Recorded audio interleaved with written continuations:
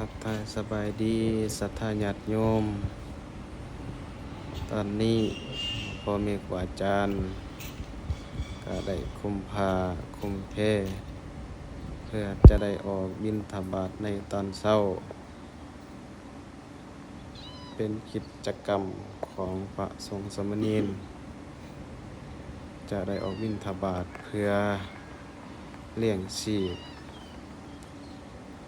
ในขณะนี้ได้กาเกียมได้เต่าโฮมกันในนาประตูโขงเพื่อจะได้ออกบิณฑบาตได้นำผ้าก็คือพระอาจารย์ใหญ่บุญปอนจะได้นำผ้าพ่อแม่ครูอาจารย์หม่อมเจ้าหม่อมเนรได้ออกบิณฑบาตในตอนเช้าในขณะนี้กำลังย่างออกบิณฑบาตทางตัวทางพระได้นำผ้ากันศรัทธาญาติโยมท่านใดขี่รถผ่านไกลมาเห็นพ่อแม่ครูอาจารย์อยากใส่บาตรก็ขอเชิญเจริญพรได้ศรัทธาญาติโยม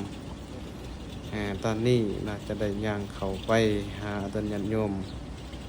ทางในบ้านนี่คือเดินประตูไซเขาเรืองวิงจันทร์ให้นี่เรามาฮอดญาติโยมเป็นกาเกียมจะใส่บาตรในตอนเช้าเป็นวันเกิดของเพิ่นเพิ่นก็เลยมนต์พระ9 องค์นิน3 องค์ได้รวมกันทั้งหมดก็13 องค์โยมเอาโยมไหนเพิ่นเป็นมาคลิปนี้ขอฝากติดตามเพื่อเบิ่งคลิปต่อๆไปเจริญพร